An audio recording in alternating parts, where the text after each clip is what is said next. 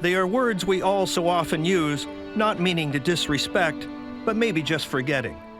Going to battle, warriors, heroes. It was a war out there.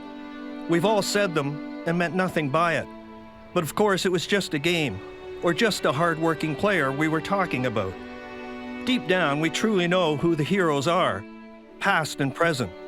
The ones who actually fought in a war, or the fight against terrorism.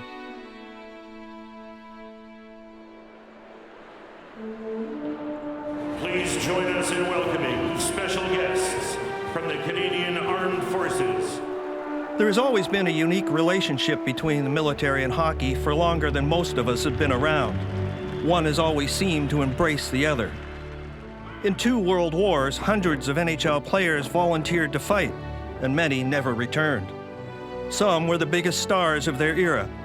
71 of them are now in the Hockey Hall of Fame.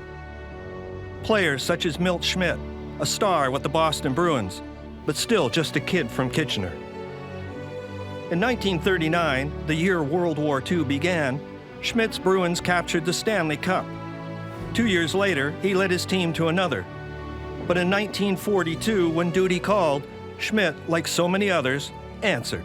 Bobby Bauer, Woody Dumart, and myself, we had long talks with Art Ross, who was our manager at that particular time.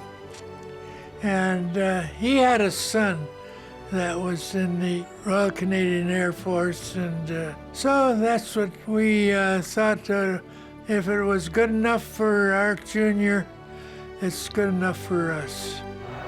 When the war ended, Schmidt returned to hockey, as good as he'd been when he left, the NHL's MVP in 1951. And though he never won another Stanley Cup, Schmidt and all of those who protect our freedom won our enduring respect and admiration.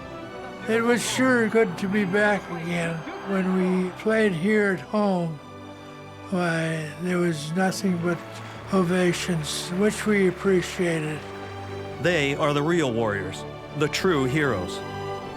George Orwell once wrote that sports is war minus the shooting. Lest we forget, it really isn't.